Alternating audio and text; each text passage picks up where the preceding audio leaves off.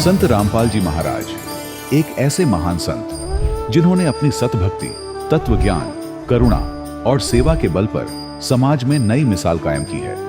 संत रामपाल जी महाराज की अगुवाई में उनके सभी सतलोक आश्रमों से समाज कल्याण के अद्भुत कार्यों ने समाज को सुनहरे भविष्य की एक नई उम्मीद दिखाई है। संत रामपाल जी महाराज से नाम दीक्षा लेने के बाद लाखों लोगों की लाइलाज बीमारियां जैसे कैंसर, एड्स आदि ठीक हुई। संत जी के ज्ञान से प्रेरित होकर उनके अनुयायियों ने लाखों यूनिट रक्तदान किया। संत जी ने लाखों बहन बेटियों का दहेज मुक्त विवाह करवाया।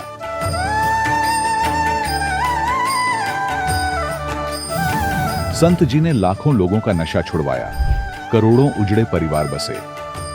संत जी के आश्रमों में समागम के दौरान निःशुल्क नेत्र चिकित्सा, दंत चिकित्सा प्रदान की जाती है। संत रामपाल जी महाराज द्वारा समय समय पर पर्यावरण संरक्षण के उद्देश्य से बड़े स्तर पर वृक्षारोपण किया जाता है। संत जी ने जरूरतमंदों को तत्काल राहत पहुंचाने के लिए एम्बुलेंस सेवा शुरू की। संत जी अपने अनुयायियों को देहदान के लिए प्रेरित करते हैं, जिससे मानवता की सेवा और चिकित्सा क्षेत्र में सुधार हो सके। संत रामपाल जी महाराज के सभी आश्रमों में हर रोज निःशुल्क भंडारा आयोजित किया जाता है, जहां हर वर्ग, हर जाति और हर धर्म के लोग एक साथ बैठकर भोजन करते हैं।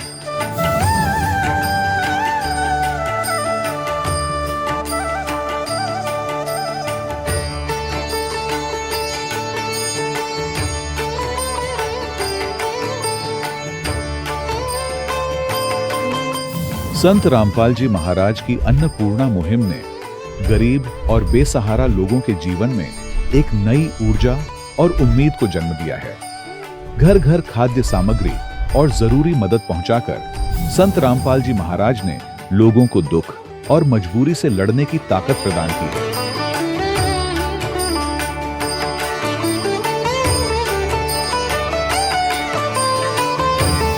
संत रामपाल जी महाराज द्वारा गरीब लोगों के लिए घर बनवाने का अद्भुत कार्य एक ऐसी मिसाल कायम कर रहा है जो सदियों सदियों संत जी की उदारता और दया भावना के तौर पर जाना जाएगा।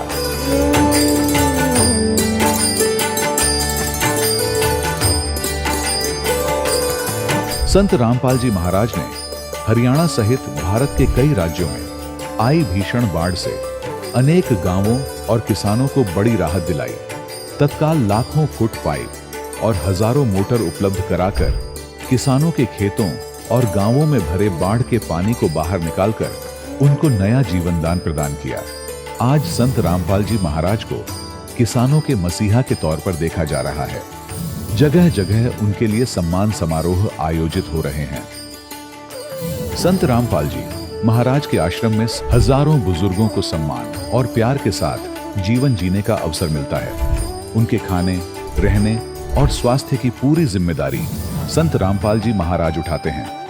अनाथ बच्चों के लिए संत रामपाल जी महाराज के सभी आश्रम किसी वरदान से कम नहीं। यहाँ उन्हें शिक्षा, संस्कार और भविष्य के लिए बेहतर अवसर प्रदान किए जाते हैं। चाहे बाढ़ हो, भूकंप या महामारी, संत रामपाल जी महाराज और उनके अनुयायी हमेशा ही जरूरतमंदों के लिए सबसे आगे खड़े रहते हैं। कोविड महामारी के दौरान संत रामपाल जी महाराज के आश्रमों से करोड़ों लोगों के लिए भोजन, दवाइयां और जीवन रक्षक सामग्रियां उपलब्ध कराई गई। चाहे गरीब की मदद हो या किसी शोषित और पीड़ित वर्ग के हक और सम्मान की लड़ाई, संत रामपाल जी महाराज ने हमेशा ही उनकी दबी आवाज को सरकारों तक पहुंचाया है और उन्हें उचित न्याय दिलवाने में अहम भूमिका अदा की है। समाज में आध्यात्मिक और सामाजिक मूल्यों के प्रति जागरूकता लाने में संत रामपाल जी महाराज हर कदम पर मानवता के सच्चे सेवक साबित हुए हैं। संत रामपाल जी महाराज का जीवन हमें सिखाता है कि सच्ची सेवा वही है जो निस्वार्थ भाव से की जाए। आइए हम भी इस महान सेवा के कार्य में इस महान संत से जुड़ें और संत रामपाल जी महाराज से नाम दीक्षा लेकर अपने जीवन को धन्य बनाएं।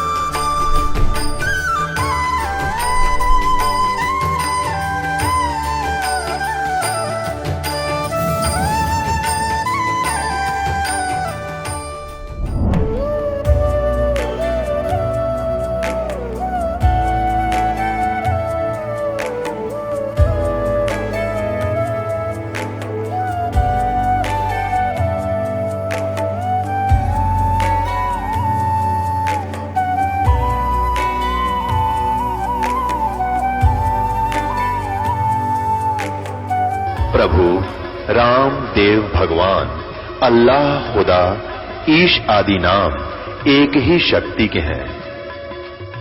वो कैसा है, कहां है, कैसे मिलता है, किसने देखा है?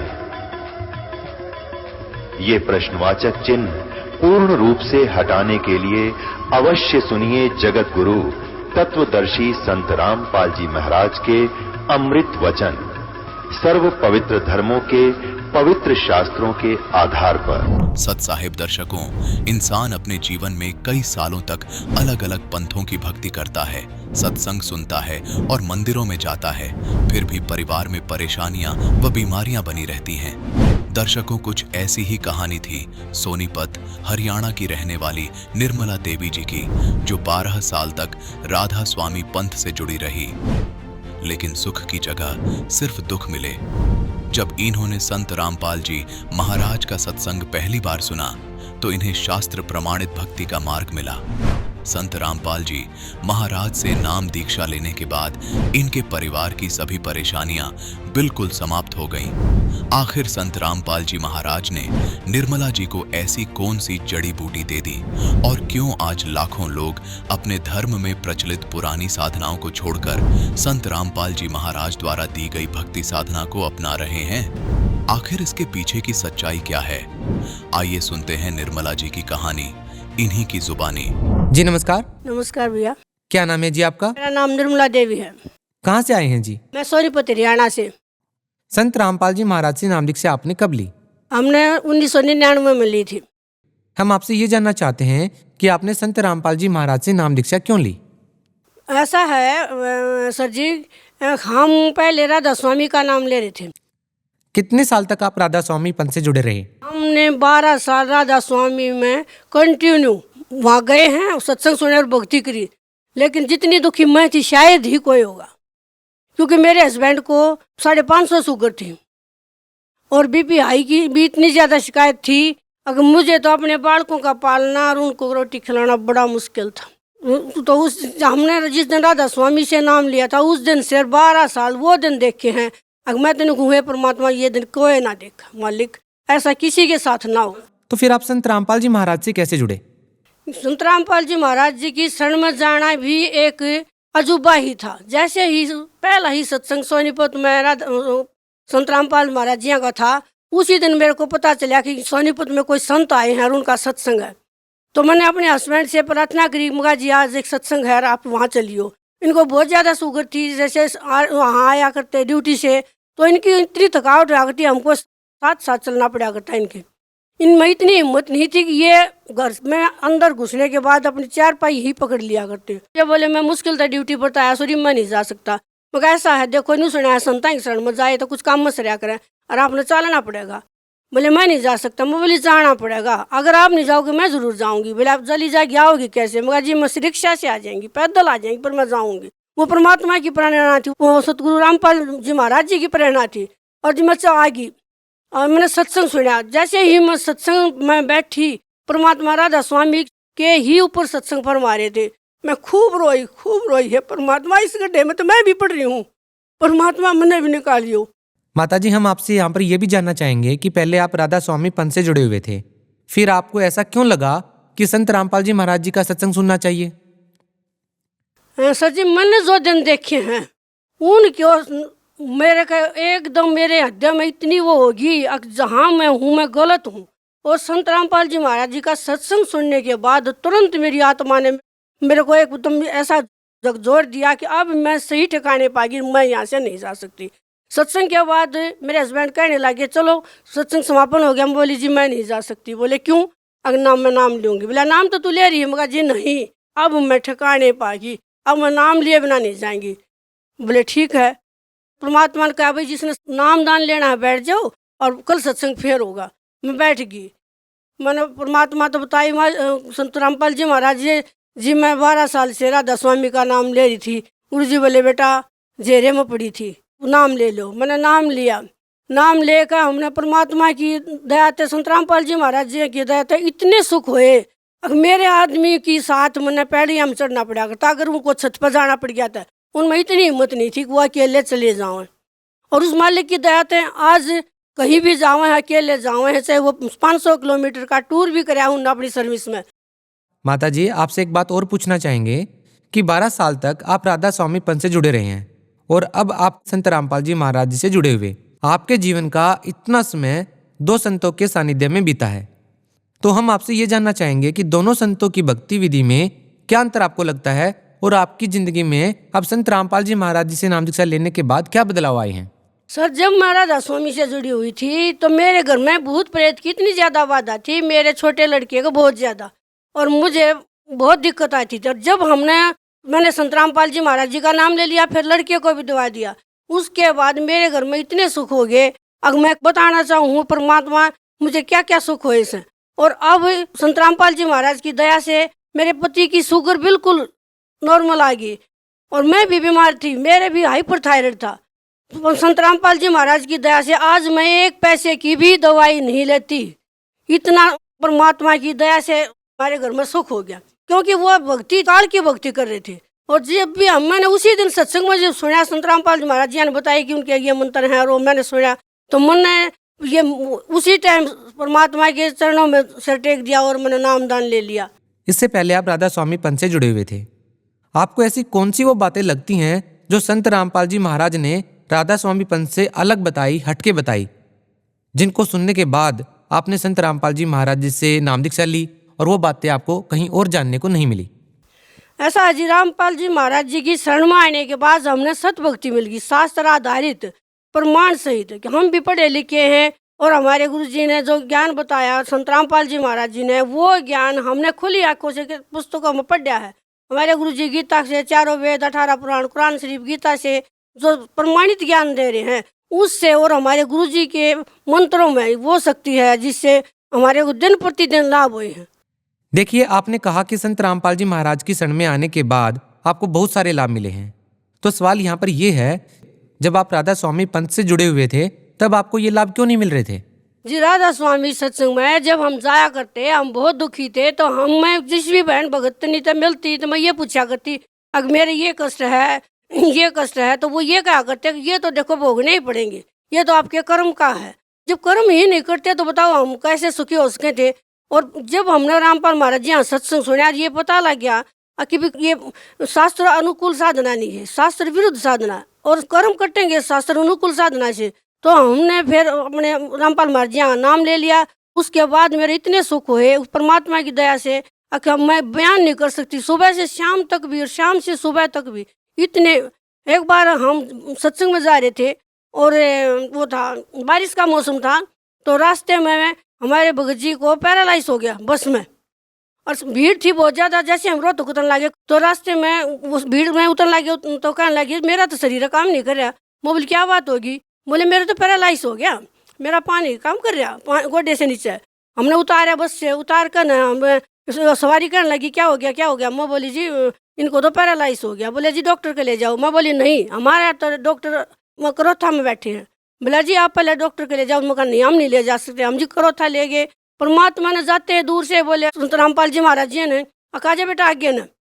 गुरु जी बोले बेटा इसने लाठी दे दो। भगत जी ने परमात्मा की दया से, संत रामपाल जी महाराज जी की दया से एक दिन लाठी के सहारे, दूसरे दिन डंडे के सहारे, तीसरे दिन बंदी छोड़ सतगुरु रामपाल जी महाराज की दया से कूदते आए। सर जी 1 पैसे की भी दवाई नहीं ली। 3 दिन में बंदी छोड़ सतगुरु रामपाल जी महाराज की दया से पैरालाइज का, और जब के सुई मार के देख ली थी, ये कर लिया था इस बात का सेटिस्फेक्शन, वाक्य में पैरालाइज था। तो कैसे नहीं उनको भगवान नहीं माना। इतने बड़े बड़े चमत्कार हुए हैं। एक बार मेरे लड़के को भी एक्सीडेंट हो गया था, मालिक ने कति ऐसे बैठा दिया लड़का साइड में, उसको खरोच भी नहीं आई, जबकि बाइक बिल्कुल टूट गई। एक बार लड़के को अब 27 साल का है, उसको हार्ट अटैक की प्रॉब्लम होगी, इतनी उल्टी होगी, बुरा हाल हो गया। उस मालिक की दया है, आज परमात्मा बंदी छोड़ की दया से बच्चा ठीक ठाक से। जबकि लिखने वालों ने ये लिख दिया था उसकी जन्म पत्री में, किसके आगे उसका जीवन नहीं है। और मैं उस दिन रोई थी, मालिक आज तेरी शरण में ना होती, मेरा बेटा नहीं था, और क्या करती मैं उसके परिवार का। आज बंदी छोड़ तू रामपाल जी महाराज की दया से बहुत बहुत लाभ हुए हैं। इतने लाभ हुए हैं, सुबह से शाम तक बताऊं तो वो कम पड़ जाएगा समय। माता जी देखिए, संत रामपाल जी महाराज के सभी भक्त कहते हैं कि जो भी संत रामपाल जी से नाम दीक्षा लेता है वो नशा छोड़ देता है, जबकि लाखों करोड़ों लोग ऐसे हैं नशा कर रहे हैं जो अन्य धर्म पंथों में हैं या अन्य भक्ति साधनाएं कर रहे हैं। हम आपसे ये जानना चाहते हैं, क्या वास्तव में संत रामपाल जी महाराज से नाम दीक्षा लेने वाला हर व्यक्ति नशा छोड़ देता है, जो भी नशा करता है? जी, ये सतगुरु रामपाल जी महाराज की वचन की शक्ति है और ये उस परमात्मा के मंत्रों में ये शक्ति है कि एक बार ये मंत्र उच्चारण कर ले, मात्र एक बार मंत्र लेने के बाद मंत्र उच्चारण कर लेगा भगत भाई कोई भी या कोई माता बहन भी बीड़ी पियो है या लाश है, दोबारा वो उस तरफ मुंह नहीं कर सकती है। उस बंदी छोड़ सतगुरु रामपाल जी महाराज की शब्द में इतनी शक्ति है। क्या आपके परिवार में कोई नशा करता था? सर जी, मेरे हस्बैंड भी नशा कराया करते, उनको बहुत समझाने के बाद भी नहीं माना करते। कई बार शाम ना आते, सच्चे बच्चे काफी के सो जाए, उनको ना पता लग गया, बहुत समझाया, लेकिन जिस दिन संत रामपाल जी महाराज जी का नाम लिया उस दिन के बाद उन्होंने कभी हाथ नहीं लगाया। और संत रामपाल जी महाराज की दया से इतने सुख हो गए घर में, बहुत ज्यादा। जी, आप भगत समाज को क्या संदेश देना चाहेंगे? भगत समाज को मैं ये हाथ जोड़ कर प्रार्थना करना चाहूंगी, खास करके आज भी जो मेरे भाई बहन राधा स्वामी में फंस रहे हैं, मेरे रिश्तेदार भी फंस रहे हैं, उनसे करबद्ध हो गया प्रार्थना करना चाहूंगी अपना मनुष्य जन्म बचाने के लिए। आ जाओ उस भगवान की शरण में। ये पूर्ण परमात्मा बंदी छोड़ कबीर साहिब के स्वरूप में रामपाल महाराज जी के शरीर में आ रहे हैं और अपना आत्म कल्याण करा लो। ये सच्ची भक्ति दे रहे हैं, शास्त्र अनुकूल, और अपना बेड़ा पार करा लो। इतने सुख सबने देवा है हमारे गुरु जी संत रामपाल जी महाराज। बहुत बहुत धन्यवाद माता जी। साहिब दर्शकों, अभी आपने सुने संत रामपाल जी महाराज से दीक्षा प्राप्त करके सुखी हुए भक्त के अनुभव। अब देखिए जगत गुरु तत्वदर्शी संत रामपाल जी महाराज के मंगल प्रवचन। वहां ब्रज के अक्षेत्र को डबोना चाहता था वर्षा गणी करके, फल डला करके। तो श्री कृष्ण जी ने उसके सारे उस प्रयत्न को, फल डलाने के उद्देश्य को, उस गोवर्धन पर्वत को अपने हाथ से उठाकर आसमान में काफी ऊंचा कर दिया और पूरी व्रज नगरी के ऊपर के वो पहाड़ छा दिया। इंद्र ने खूब अपना प्रयत्न कर लिया, सारी वर्षा कर ली और सारी सोख ली उस पहाड़ ने, गिरिराज ने, और ब्रज की रक्षा होगी। इंद्र ने हार मान ली श्री कृष्ण जी से।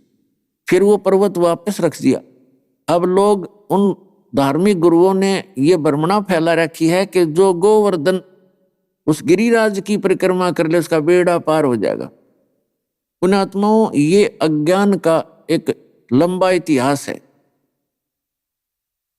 अब यहां पर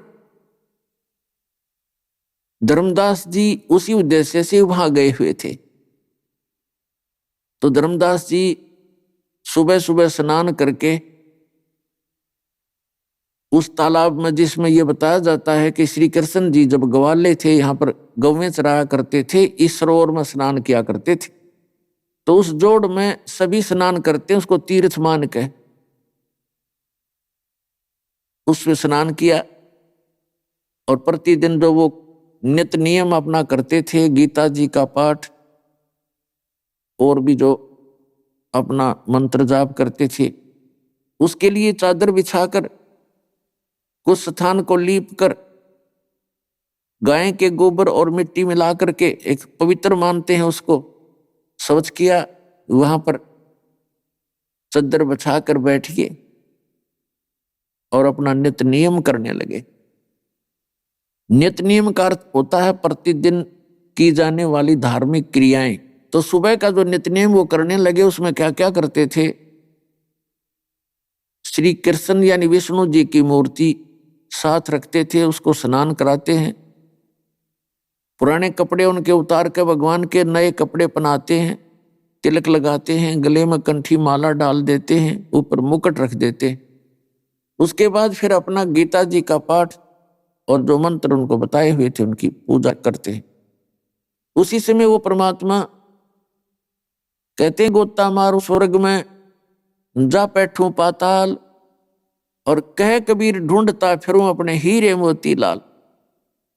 अपने हीरे मोती लालों को खोजते हुए, अच्छी आत्माओं को खोजते हुए वो परमात्मा ऐसे ही भटकते हैं और ये वेद भी प्रमाण करते हैं। तो उसी उद्देश्य से, उसी अपने गुण धर्म के आधार से वो परमात्मा वहां एक जिंदा महात्मा का, जिंदा बाबा का रूप बना के और 50 फुट की दूरी पर धर्मदास जी से दूर बैठ गए, जहां वो अपनी नित्य नियम की क्रियाएं कर रहा था। क्योंकि ये जिंदा महात्मा का जो ड्रेस होता है ये विशेषकर मुसलमानों में होता है, और मुसलमान और हिंदुओं का आपस में ऐसे रहता है, क्योंकि हिंदू ये समझा करते थे कि ये मांस खाते हैं मुसलमान और हम मांस प्रयोग नहीं करते, इसलिए उनसे थोड़ी दूरी बनाए रखते थे। तो परमात्मा ने सोचा मेरी वेशभूषा एक मुसलमान फकीर जैसी है और कहीं ये भक्त बिदक ना जा, चिढ़ ना जाए, इसलिए स्वयं ही 50 फुट की दूरी पर बैठ गए।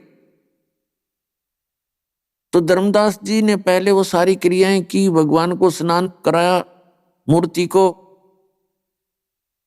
और फिर उनको वस्त्र पहनाए, फिर लगे गीता जी का पाठ करने। जब वो गीता जी का पाठ करने लगे तो कबीर साहब उससे 10 फुट की दूरी पर आकर बैठ गए।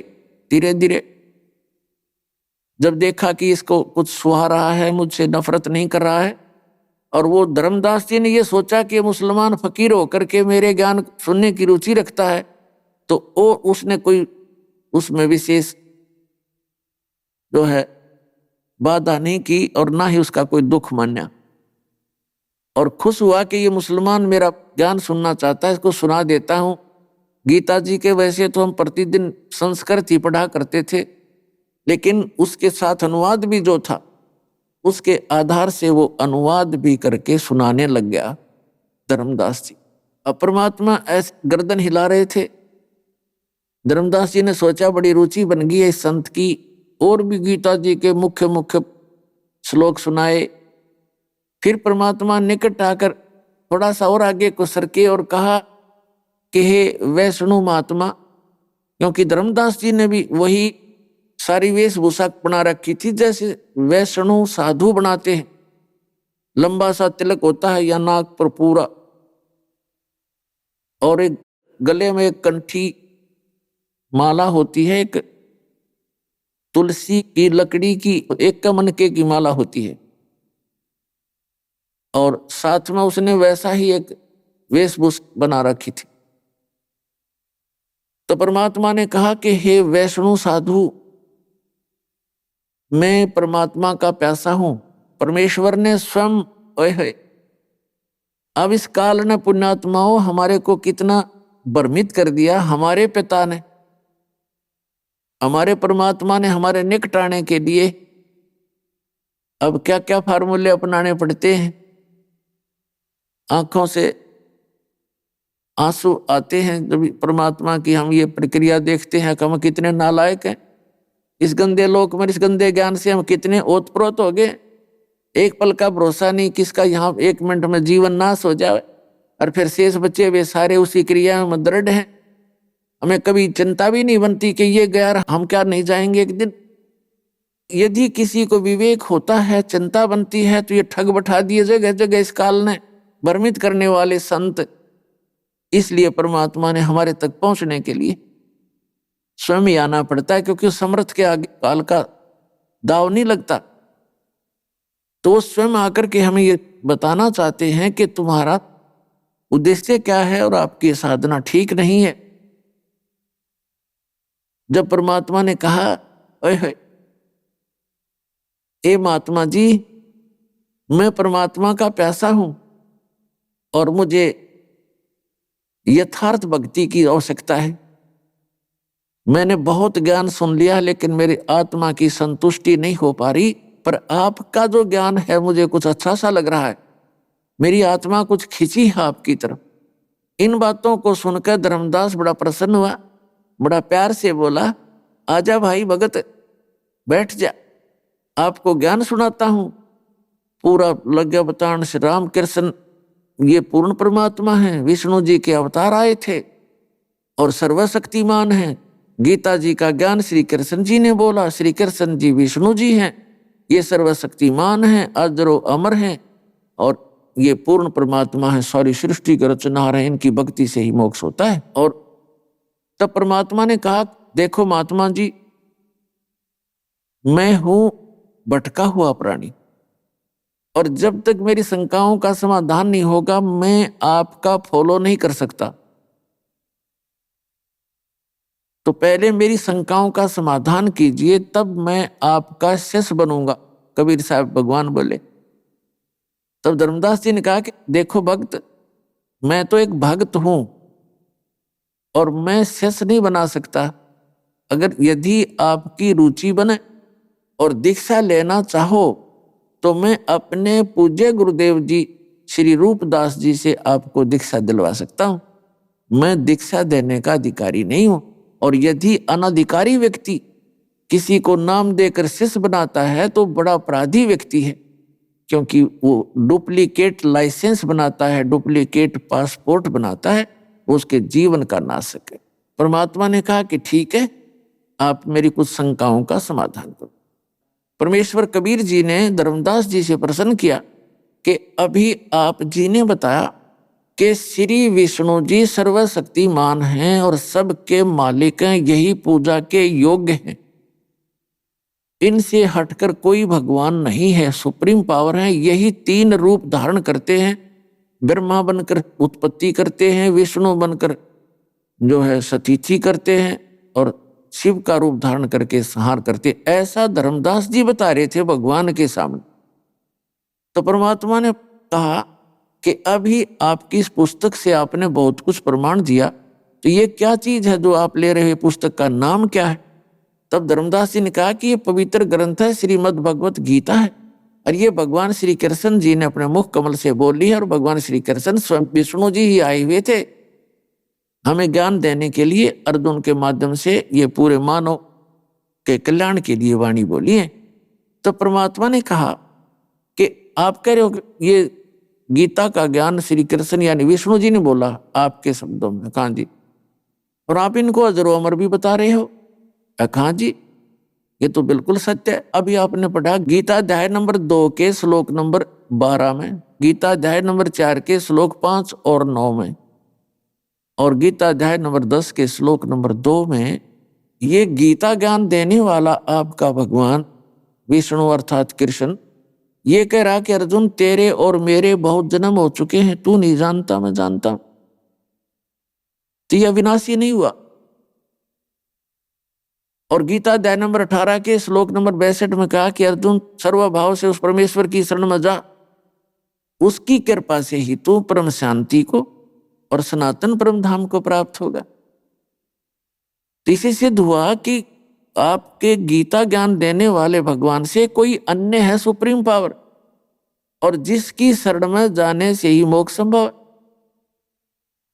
अब धर्मदास तो सुन हो गया, इबाग और के बतावे, उस दिन वो अक्षुब्ध हो गया, कहने लगा ए भगत, तू हमारे देवी देवताओं के साथ ऐसी अभद्र टिप्पणियां कर रहा है, तो उनको नासवान बता रहा है। परमात्मा बोले मैं नहीं बता रहा, आप बता रहे हो, मैं तो आपको समझा रहा हूं कि आपने ऐसे ऐसे बोला था। अब धर्मदास जी नाराज हो गए, क्योंकि पुण्यात्मा जो श्रद्धालु होते हैं वो ड्योटी होते, ड्योटी मान समर्पित होते हैं, और उन्होंने थोड़ा सा दुख माना। तो परमात्मा अंतर ध्यान हो गए उसके सामने से, अंतर ध्यान हो गए तो उसने सोचा कि वो आम आदमी नहीं था, ये आम आदमी नहीं था, ये तो परमात्मा थे। और फिर उस गीता जी को पुनः देखा, जब वो अंतर ध्यान हो लिया रोते रोते ने, उन्होंने सारी साची थी, क्योंकि परमात्मा कहते हैं आपका भगवान यो गीता ज्ञान दाता वैसे तो श्री कृष्ण नहीं है, श्री कृष्ण में प्रवेश करके वो काल बोल रहा है, ब्रह्म बोल रहा है, जो इनका ब्रह्मा विष्णु महेश का पिता है और दुर्गा जी का पति है। वो कह रहा है 7वें अध्याय के 8, 9, 10 मंत्रों में कि इन बुद्धिमानों की बुद्धि और बलवानों का बल मेरे हाथ में है, रिमोट से चलाता हूं इनको। अब जैसे पुण्यात्मा आप जी गीता पढ़ा करते, विशेषकर हिंदू समाज के पुण्यात्मा जो भक्त हैं, और हम भी पढ़ा करते, जब तक हमारी बुद्धि का रिमोट इस काल भगवान के हाथ में था, हम पढ़ जाया करते, सोचने की आवश्यकता नहीं समझते थे ये लिखा क्या है। और ऐसे ही बलवानों का बल मेरे हाथ में है, ये काल कहता है गीता ज्ञानदाता।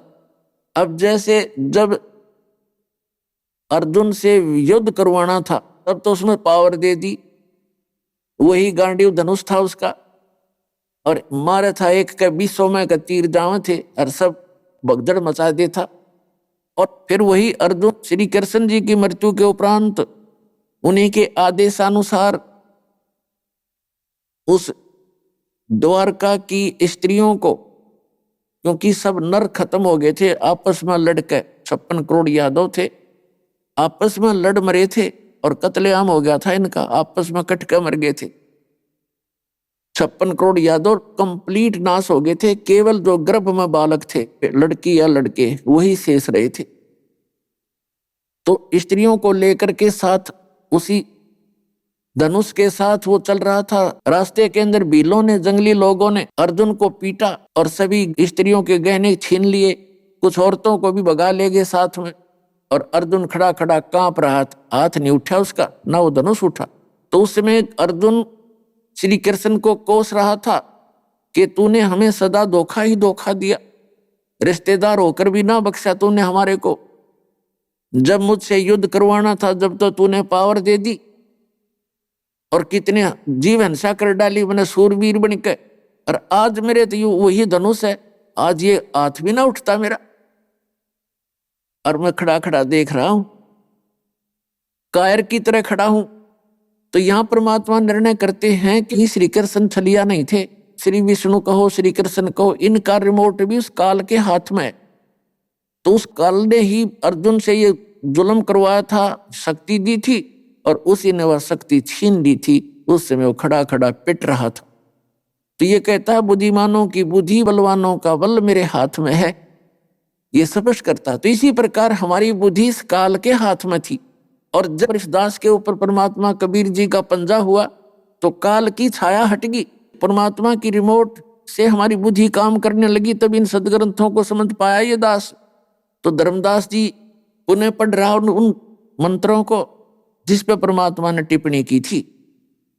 अब धर्मदास रो रहा है, अगर सचमुच ये तो भाई बात बिगड़ गई, ये तो सारा कुछ न्यू का न्यू है।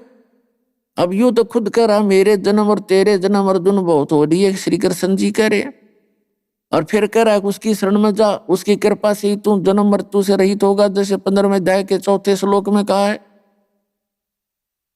कि तत्वदर्शी संत की खोज के उपरांत परमेश्वर के उस परम पद की खोज करनी चाहिए, जहां जाने के बाद साधक फिर कभी लौटकर संसार में नहीं आते। और जिस परमेश्वर ने सब ब्रह्मांडों की रचना की है, यानी संसार रूपी वृक्ष की प्रवृत्ति जिससे विस्तार को प्राप्त हुई है, यानी उल्टा लटका हुआ संसार रूपी वृक्ष है। भावार्थ है कि जिसने सारे ब्रह्मांडों की रचना की है, केवल उसकी भक्ति करो, अन्य की नहीं।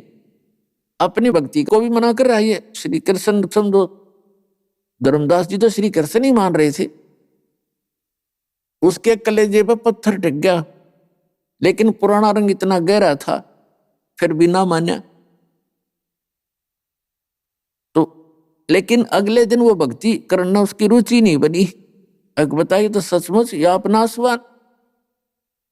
देखो पुण्यात्माओं जो थोड़े से भी विवेक रखते हैं, कहते हैं एक के चोट से धारिया जिन मिलन दाचा, उसका एकदम इतना धक्का लगा, अब सचमुच या तो बात बिगड़ गई। अब ये तो भगवान थे, उन अपने मन में सोचा ये परमात्मा थे या कोई सिद्ध पुरुष थे और पूर्ण विद्वान है। सारी रात रोया, हे भगवान एक बार फिर मिले, हे परमात्मा हो तो फिर आओ, या कोई सिद्ध पुरुष हो मेरी गलती माफ करो, मुझे फिर से ज्ञान सुनाओ। सारी रात करवट लेता रहा। पहले दिन की वार्ता में उसने कटु वचन बोले थे धर्मदास जी ने, परमात्मा को जिंदा महात्मा के रूप में बैठा देखकर ये सोचा था ये मुसलमान है, और एक व्यंग कसा था कि हम जीव ऐसा नहीं करते अन्यों की तरह। तो इस तरह की बातें बहुत कटु वचन बोले थे, तो परमात्मा अंतर्ध्यान हो गए थे। उसमें अगले दिन धर्मदास जी ने सोचा अब क्या तो भक्ति करूं। परमात्मा की काफी डिस्कस हुई थी कि पहले दिन जब परमात्मा ने कहा कि धर्मदास जी आप जिस सरोवर में स्नान करके बाहर आए हो, क्या इससे मोक्ष होगा? ये तीर्थ आपका। कहाँ जी होगा? अरे इसमें आपसे पहले ये जीव जंतु, मछली, कछुए, मेंढक, ये सारा जीवन इस समय व्यतीत करें, ये कितना नमोक्ष हुए दिखते। तो इस तरह की बहुत सी बातें परमात्मा ने उसे डिस्कस की थी, जिससे वो क्षुब्ध हो गया था। अब उसको सारी बात समझ में आवे कि सचमुच हम तो एक दिन नहावे इस तीर्थ में, और ये मेंढक, कछुए, मछली, इसी के अंदर जीव जंतु सारे ही रहते हैं। एक दूसरे को उसने खा रहा है, उसको खा रहा है, इनका बुरा हाल हो रहा है, इनको कहाँ चैन है? क्या तीर्थ में नहाने से शांति होती है? इनको पहले होनी चाहिए जो इसमें मछली है, कछुए हैं, मेंढक हैं। अब फिर बुद्धि काम करने लगेगी परमात्मा के ज्ञान के बाद। उसको कुछ दिखाई देने लगा कि सचमुच हम तो गलत रास्ता चल पड़े। हे परमात्मा, एक बार फिर आइए, एक बार फिर से दर्शन दो, मैं सारी बात सुनूंगा। अब सुबह उठा धर्मदास जी, वो अपने नित्यनेम करा करता हुआ, घंटी घंटी बजाया करता, भगवान ने नवाया करता, वो छोड़ छाड़ दी क्योंकि रुचि नहीं बनी। अगले दिन फिर उसने क्या किया, वक्त से उठा, जैसा भी उसने अपना लिपा पोती करके, मड प्लास्टर करते हैं, लीपते हैं गाय के गोबर और मिट्टी को मिला करके, तो वहां पर भोजन बनाया। भोजन बनाने के लिए चूल्हा चढ़ाया, लकड़ी लाई, एक मोटी लकड़ी, उसमें सहयोगी लकड़ी लगा के आग जला दी, ऊपर अपना सब्जी बनाई, फिर रोटी पोई, भात बनाई। अंधेरा था, सुबह वक्त से उठा, वो लकड़ी जलती जलती चूल्हे के पास आ गई। वो मोटी लकड़ी, वह बीच से थोची थी, होलो थी, और उसमें कुछ वो गीलापन भी था क्योंकि जंगल से तोड़कर लाया था। थोड़ा थोड़ा गीलापन था, ज्यादा नहीं। तो उसमें क्या था कि जो थोथी लकड़ी थी लंबी 2-2.5 फुट की, वो जलती जलती आकर के 8-9 इंच की शेष रह गई थी। उसमें से चींटियां निकल रही थी मुंह में अंडे लेकर, और बाहर निकलने की चेष्टा करें, आगे से तो जल रही थी अग्नि से, बाहर निकलने की चेष्टा कर रही थी। कुछ तो धुएं से, जो थोथी लकड़ी में से धुआं और उसकी झल आ रही थी, तपत आ रही थी अग्नि की, उसमें जल रही थी। बाहर निकलने की चेष्टा कर रहे थे तो उस लकड़ी के एंड में आखिर में एक तरल पदार्थ सा उबलता है, पानी सा, हीट के कारण। तो वो निकलने की चेष्टा करें, उसके अंदर गिरे, चटक देसी मर जावे। अब धर्मदास ने ये सारा कुछ देखा, कौतुक, सारा शरीर कांप गया उस भगत आत्मा का। अरे आज तो मैंने जुल्म कर दिया, हे भगवान, ये तो बहुत लंबी लकड़ी थी और ये तो सारी जल गई, और इसमें तो ना जाने करोड़ों की संख्या में चींटी होंगी, और ये तो सभी जल गई। हे भगवान, मैं तो पाप का भागी हो गया। तुरंत पानी डाला, जल डाल के उसको बुझाया लकड़ी को। जितनी रोटी बन गई थी सो बन गई, आगे नहीं बनाई। तकरीबन भोजन तैयार हो चुका था। अब उसने बहुत दुख हुआ, हे भगवान, आज कौन सा पाप आगे अड़ गया मेरा, इतने ढेर सारे पाप आज ही हो गए, हे भगवान अब क्या करूं। थोड़ी देर में उसने अपने आप प्रेरणा हुई कि आज मैं निराहार रहूंगा और ये भोजन किसी साधु संत को खिला दूंगा, मुझे दोष नहीं लगेगा। अपने ही आप उसने ऐसा संकल्प लिया, अपनी बुद्धि से ऐसा विचार करके उस सारे भोजन को एक थाली में रख के ऊपर सुंदर स्वच्छ कपड़ा डाल के संत की तलाश में निकल लिया। आगे क्या देखा वो परमात्मा, जैसे हिंदू लोग जिनको साधु मानते हैं, ये दाढ़ी बड़ी हो और लाल से कपड़े हो, सिर पे बड़ी जटा हो, गले में माला हो, हैं, या कति नी वस्त्र हो तो एक लंगोट हो, बाकी राख मार रखी हो, या मूंड मुंडा रखा हो, कति उस तरह फिरा रखा और लाल कपड़े जरूर हो, तो हम ऐसे को साधु मानते। इनमें से एक की वेशभूषा में परमात्मा वहां बैठ गए एक वृक्ष के नीचे, कबीर परमेश्वर जी साधु के रूप। धर्मदास जी की दृष्टि गई कि संत बैठा है, चलो भोजन खिलाते हैं। परमात्मा के पास जाकर के अन्य रूप धारण किए बैठे थे भगवान, और धर्मदास जी ने कहा कि ले महाराज जी भोजन पालो, भूख लगी होगी। परमेश्वर ने कहा धर्मदास जी से कि हाँ धर्मदास जी भूख लगी है बच्चा।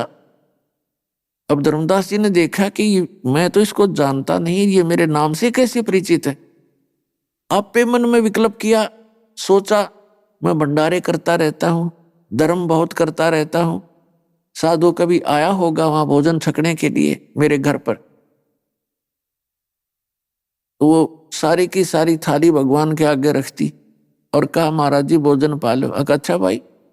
परमात्मा अपने पास कबीर जी एक करमंडल रखा हुआ था, जल का भरा हुआ लोटा, जैसे साधु संत रखा करे, उसमें से थोड़ा सा जल उठाया और कोई मंत्र बुदबुदाया और ऐसे छींटे मारे भोजन पे सारे पे।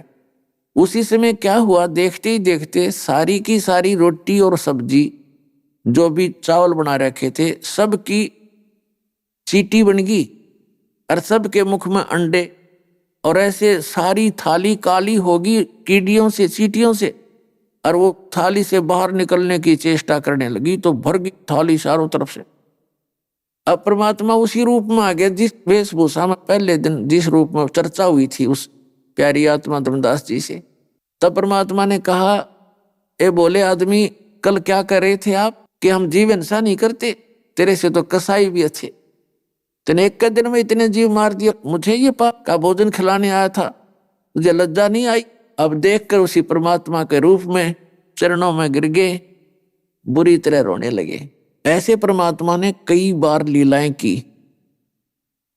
अब थोड़ा सा चित्रण आपको सुनाते हैं। पुण्यात्माओं, सौभाग्य पुण्यात्माओं का, पुण्यकर्मी प्राणियों का, आप जी को ये स्थान प्राप्त हुआ जहां पर यथार्थ ज्ञान दिया जाता है और यथार्थ भक्ति विधि बताई जाती। पहले तो इस काल के लोक में, विशेषकर इस कलयुग में, किसी प्राणी के पास एक सेकंड का भी टाइम नहीं है। किसके लिए? एक पेट के लिए सारा दिन पागल कुत्ते की तरह भटकता है, सौ पाप करता है, इधर उधर झूठ बोलता है, और फिर भी कोई ना कोई हानि का सामना उसको करना ही पड़ता है। और यदि हम परमात्मा की शरण में आ जाएं, 2 रोटी भगवान सबको देता, शाम और सवेरे सबकी व्यवस्था करता है। हम इस बात को भूल चुके हैं और स्वयं चतुर बन गए हम कि हम ही कर रहे हैं। पुण्यात्माओं, प्रत्येक प्राणी चाहता है घर में मेरे पास कार हो, बढ़िया कोठी हो और गणाए धन हो, बैंक बैलेंस हो, और सब दिन रात ऐसे ही कर रहे हैं। लेकिन कितने धनी हुए हैं, कितने के पास कार बनी है? केवल उन्हीं के पास जिनके पूर्व संस्कार पुण्य अच्छे थे, धर्म अच्छा किया हुआ। वो व्यवस्था कहीं ना कहीं से मालिक अवश्य उपलब्ध कराता है, उनकी व्यवस्था करता है, और बाकी के वही उसी तरह प्रयत्न कर रहे हैं, उतनी ही वो सारा कुछ छल कपट कर रहे हैं और वो वहीं के वहीं खड़े हैं, साइकिल भी नहीं उनके पास। तो परमात्मा कहते, तुमने उस दरगाह का मैल नहीं देखा और धर्मराज के तिल तिल का लेखा। ऐसे गीता जी अध्याय नंबर 7 के श्लोक नंबर 29 में कहा कि अर्जुन, जो मेरे ज्ञान का आश्रय करके तत्वदर्शी संत की खोज कर लेता है, तो तत्वदर्शी संत से उसको ये ज्ञान होता है, वो परिचित होता है, तो वो व्यक्ति केवल जरा और मरण से ही छूटने का प्रयत्न करता। जरा माने वृद्ध अवस्था और मरण माने मृत्यु। इन 2 वस्तुओं के लिए ही वो भक्ति करता। फिर अन्य वस्तुओं की डिमांड इस गंदे लोक की वो नहीं करता। क्योंकि वो तत्ब्रह्म से, यानी परम अक्षर ब्रह्म से, गीता ज्ञान दाता से, अन्य जो सुप्रीम पावर है उस ब्रह्म से और सारे अध्यात्म ज्ञान से और सभी कर्मों से वो परिचित होता है। तो पुण्यात्मा, उस तत्वदर्शी संत या तो परमात्मा आए थे, या फिर उन जिन महापुरुषों को वो मिले थे उनको वो ज्ञान बताया था, उन्होंने अपना अनुभव परमात्मा से प्राप्त ज्ञान लिख दिया। अभी आपने सुने संत रामपाल जी महाराज के मंगल प्रवचन। आइए अब सुनते हैं संत रामपाल जी महाराज से नाम दीक्षा लेकर सतभक्ति करके अद्भुत लाभ प्राप्त करने वाले अनुयायी के विचार। दर्शकों, साधक अपने दुखों का निवारण करवाने के लिए न जाने कितने प्रयत्न करता है, और जब उसे उन साधनाओं से कोई लाभ नहीं होता दिखाई देता तो वह धर्म गुरुओं के दरवाजे खटखटाता है। ऐसी ही एक कहानी है दिल्ली के रहने वाले सोमदत्त जी की। सोमदत्त जी परमात्मा प्राप्ति के लिए 30 साल राधा स्वामी पंथ से जुड़े रहे। उनके द्वारा बताई गई भक्ति साधना करते रहे, लेकिन फिर भी इन्हें कोई लाभ नहीं मिला। सोमदत्त जी शारीरिक रूप से और मानसिक रूप से पीड़ित हो चुके थे। इन्हें कोई भी आध्यात्मिक संतुष्टि नहीं मिल रही थी। लेकिन आज सोमदत्त जी का कहना है कि मेरी जिंदगी तब बदली जब मुझे संत रामपाल जी महाराज की शरण मिली। दर्शकों, आखिर संत रामपाल जी महाराज ऐसा कौन सा ज्ञान बता रहे हैं कि श्रद्धालु अन्य पंथों को छोड़कर संत रामपाल जी महाराज की शरण में खींचे चले आ रहे हैं? आइए जानते हैं कि आखिर इसकी सच्चाई क्या है। आइए सुनते हैं सोमदत्त जी की कहानी उन्हीं की जुबानी। नमस्कार सर। नमस्कार सर। सर क्या नाम है आपका? मेरा नाम सोमदत्त है जी। सर कहाँ से आए हैं आप? मैं साधनगर दिल्ली पाड़म से आया हूँ जी। सर संत रामपाल जी महाराज से नाम दीक्षा लेने से पहले आप क्या भक्ति साधनाएं करते थे? मैं संत रामपाल जी महाराज से नाम लेने से पहले ये राधा स्वामी सत्संग ब्यास की गद्दी है, वहाँ से दीक्षित था। सर आप राधा स्वामी ब्यास से कितने साल तक जुड़े रहे और आपने वहाँ क्या क्या भक्ति साधनाएं की? मैं वहाँ से करीब 30 साल राधा स्वामी जो गद्दी थी उसकी मैं दीक्षित रहा हूँ। और जैसे वो भक्ति बताया करते थे वैसे अपने मतलब दिल से करते भी थे, लेकिन कोई विशेष लाभ उसमें नहीं होता। वो उसमें 5 मंत्र देते थे, ज्योत निरंजन, ओंकार, रंकार, सोहंग और सतनाम, लेकिन उसका विशेष लाभ कोई नहीं मिला जी। बस करते रहे। फिर एक बार हमारी पत्नी को जो है पित्त की थैली में जैसे पथरी थी तो उसको बार बार दर्द उठता था, तो हम उसके इलाज के लिए काफ़ी मतलब वैद्यों से भी दिखाया, उधर भी दिखाया। डॉक्टरों का तो ये इलाज था कि इसका ऑपरेशन करवाना पड़ेगा, लेकिन पत्नी हमारी ऐसे थोड़ी कमज़ोर दिल की है, उसने कभी ऑपरेशन के लिए तैयारी अपनी करी नहीं। 31 मार्च 2005 की बात है। तो उस दिन मैंने छुट्टी कर रखी थी घर पे। तो पेपर ये जो हिंदुस्तान जो नवभारत टाइम्स है उसमें एक न्यूज़ आई थी, राधा स्वामी सत्संग के अंदर एक जो है सेवा के अंदर ट्रक जा रहा था, जिसके अंदर 62 टोटल उनके सेवादारी मतलब बैठे हुए थे, सेवा के लिए जा रहे थे। ब्यास जो गद्दी थी उनकी वहाँ पे अमृतसर के पास में जो ब्यास गद्दी है उनकी, वहाँ जैसे वो ब्यास पे पहुँचे, मेन जो GT रोड है अमृतसर की साइड से एक जो है ट्रक लक्कड़ का भरा हुआ आ रहा था, इधर से ये सेवादार जो जा रहे थे। तो दोनों करीब होते हैं मेन रोड पर करीब 60-65 की तो स्पीड आम होती है जो है व्हीकल की। तो दोनों आपस में एकदम ऐसे भिड़ गए। तो जो लक्कड़ वाला जो था वो तो सब लक्कड़ ऐसे बिखर गए, और ये जो सेवादार जो जा रहे थे इनके भी जो है लाशें ऐसे बिखर गई जैसे बेर बिखर जाते हैं रोड के ऊपर, और उसमें से एक भी नहीं बचा था। इवन ड्राइवर भी वहीं ख़त्म हो गया था, 62 की 62 खत्म हो गई। और उसमें ज़्यादातर जो है ऐसे थे नौजवान लड़के, कोई 30 साल का था, कोई 35 साल का था, कोई 40 साल का था, हमारे जैसा बुजुर्ग कोई 60-65 का, उसमें कोई 1-2 ही था। अब परमात्मा की सेवा में जा रहे हैं वहाँ, और उसको परमात्मा समझते थे भाई चलो हमारी हर तरह की राहत मिलती है, भाई शारीरिक भी, मानसिक भी, जैसे भी आध्यात्मिक की, लेकिन उसी के दर पे जा रहे हैं, वहीं जा कर के सारे ख़त्म हो गए। तो वो जैसे मैंने न्यूज़ उस दिन देखी, पढ़ी पेपर के अंदर, तो मुझे बहुत दुख हुआ, बहुत रोना आया, मैं सारा दिन रोता रहा। और मुझे एक ही चीज़ उससे मतलब आभास हुआ कि भाई ये भगवान नहीं है, हम तो ऐसे ही जो है काल के चक्कर में कहीं फंसे हुए थे। मतलब ऐसी घृणा हो गई। उनका अप्रैल के अंदर फिर सत्संग था, अप्रैल के अंदर जो सत्संग होता उनका 3 दिन का राधा स्वामी पंथ का, तो वो डेट उनकी जैसे फिक्स थी, उसमें जाना था। मेरे पुराने साथी थे जैसे जाया करते थे उपदेशी राधा स्वामी पंथ से, उस दिन मैं नहीं गया, 3 दिन नहीं गया, मैं घर पे रहा। हालांकि छुट्टी भी थी, वो सेकंड सैटरडे पड़ता है उसमें 2 दिन का, तो 1 दिन की छुट्टी कर लेते थे, लेकिन मैं घर पे ही रहा, नहीं गया। तो उसका टेलीफोन आता है मेरे साथी का जो बिल्कुल निजी था, जिसको मैंने वहाँ से उपदेश भी दिलवाया था। वो कहने लगा ये आप सत्संग में आज नहीं आए, क्या बात हुई भाई साहब? मैंने कहा मुझको भाई ये तो काल का मार्ग है, ये तो भगवान नहीं है, यहाँ तो बहुत बड़ा धोखा हो रहा हमारे साथ में, मैं इसमें नहीं मानता। परमात्मा कहीं धरती पे होंगे तो उस परमात्मा की खोज करेंगे अब तो। ऐसा मैंने कह के उनको टाल दिया। वो नाराज़ होने लगा, कहता आपने इतने जीवों को जोड़ दिया, आप कैसे कर रहे हो, ये परमात्मा नहीं है। मगर आपने न्यूज़ देखा सुना था, अभी 31 मार्च की बात है, 31 मार्च 2005 में पेपर में नवभारत टाइम्स में आप पढ़ के देखना, आपके पास रखा होगा, तो 2-3 दिन पहले की बात है मुझे ये।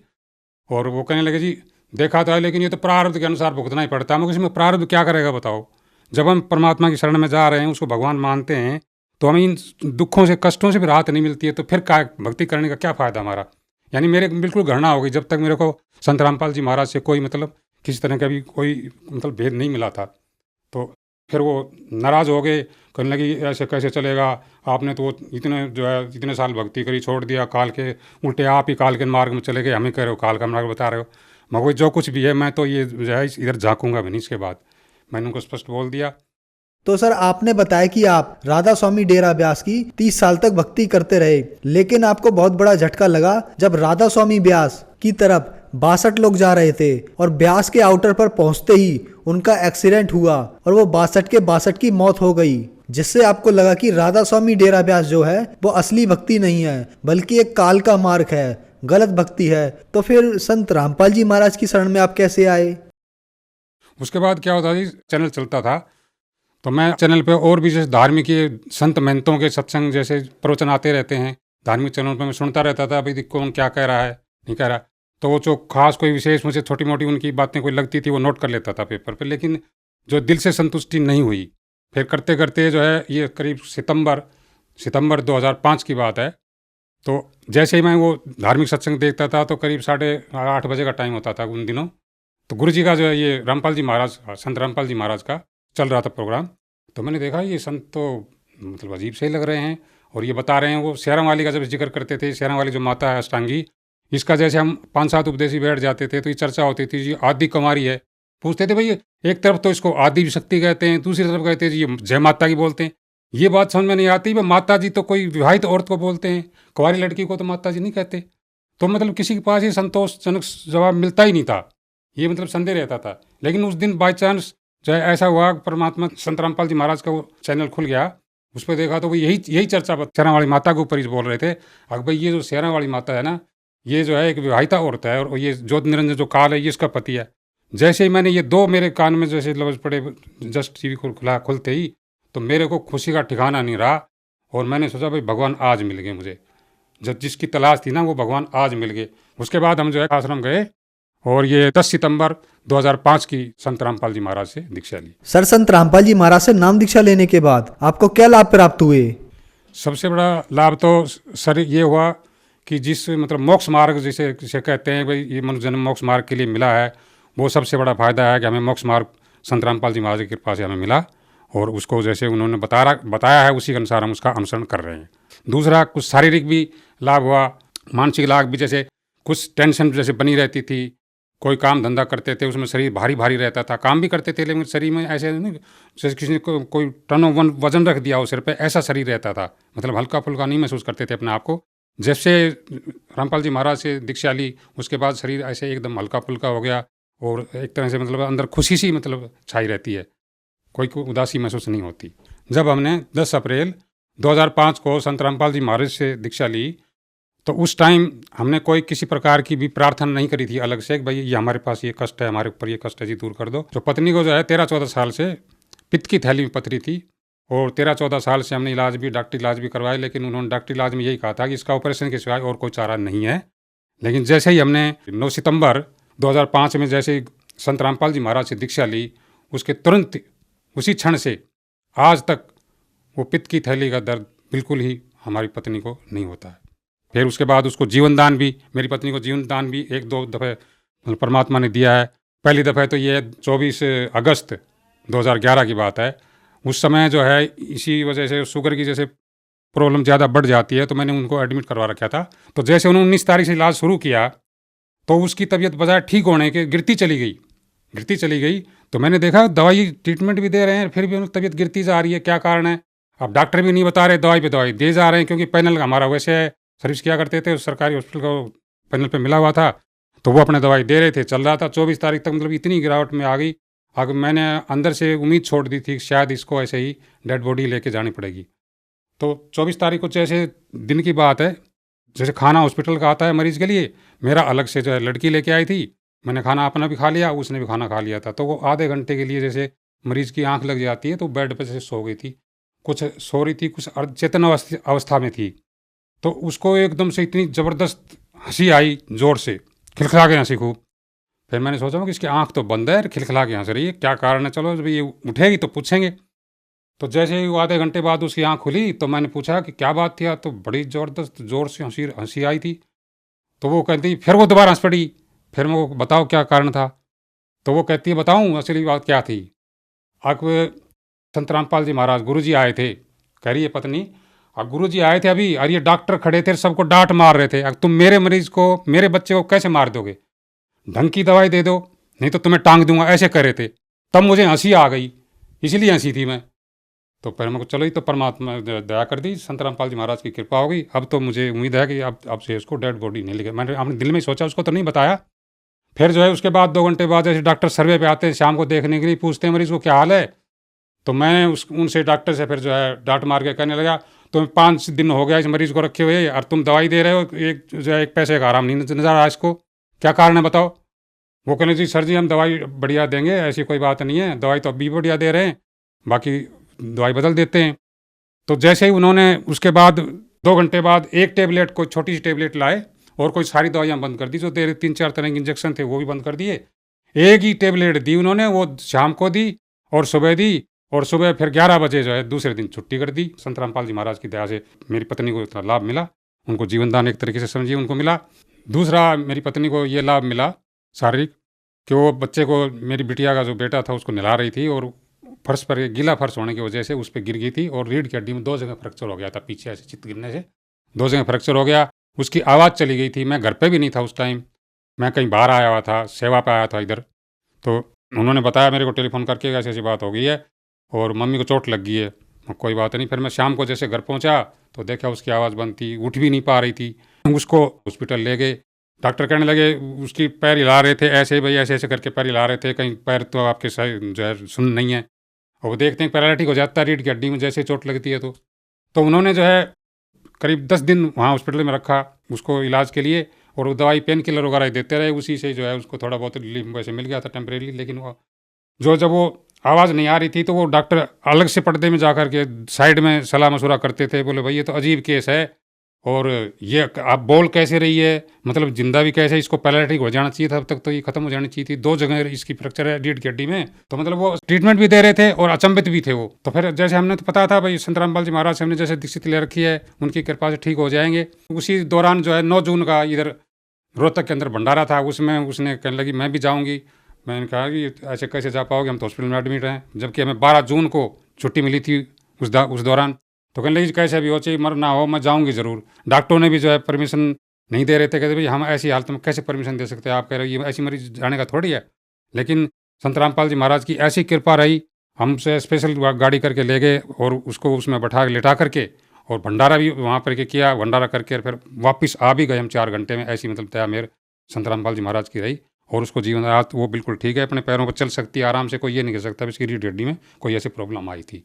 एक बार मैं रास्ते में जा रहा था, रास्ते में चलते चलते पैर पे मेरे को सांप सर्प ने काट लिया था, और उसके लिए मैंने कोई इलाज वगैरह भी नहीं किया। संत रामपाल जी महाराज की कृपा से वो बिल्कुल, मैं आज बिल्कुल ठीक ठाक हूँ। कोई किसी प्रकार की मेरे पैर में कोई परेशानी नहीं है, और मैं 15 दिन में बिल्कुल नॉर्मल अपने आप को महसूस करने लगा था। सर, आपने बताया कि एक भयानक एक्सीडेंट जो राधा स्वामी डेरा ब्यास में हुआ, उसे देखने के बाद आपका दिल टूट गया था राधा स्वामी डेरा ब्यास से। उसके बाद आपने संत रामपाल जी का ज्ञान सुना समझा, तो संत रामपाल जी से आपने नाम दीक्षा ली, और संत रामपाल जी से नाम दीक्षा लेने के बाद शारीरिक और आध्यात्मिक लाभ हुए। आपकी पत्नी को भी लाभ मिला, उनकी बीमारी से उन्हें निजात मिला। तो जो श्रद्धालु आपको देख रहे हैं, आप उन्हें क्या संदेश देना चाहेंगे? उनको मैं यही कहना चाहूँगा, जैसे और जितने भी नकली संत हैं या राधा स्वामी पंथ जैसे और भी बहुत से नकली पंथ चल रहे हैं, वो सारे काल के मार्ग हैं। और जो शास्त्र भी उनके पास कोई भी शास्त्र के अनुसार कोई साधना नहीं है। और ये संत रामपाल जी महाराज शास्त्रों के अनुसार जो है, जितने भी हमारे धार्मिक पवित्र ग्रंथ हैं, जैसे बाइबल है, कुरान शरीफ है, पवित्र 4 वेद हैं, गीता जी है, इनमें जो छुपे हुए गूढ़ रहस्य को इन्होंने खोल खोल के सारा समझाया, दिखाया है। उन्हीं के अनुसार जो है शास्त्र अनुसार साधना करने से ही हमें जो है सच्चा मोक्ष मिल सकता है और सच्ची साधना मिल सकती है। और बाकी इनको छोड़ करके पूरे विश्व में कोई भी इनके मतलब बराबर कोई संत नहीं है। सर्व भक्त समाज से मेरी हाथ जोड़ करके विनती है कि संत रामपाल जी महाराज से अपनी दीक्षा लेकर के अपना आत्म कल्याण करवाएं, अपने परिवार का भी आत्म कल्याण करवाएं। धन्यवाद सर। धन्यवाद।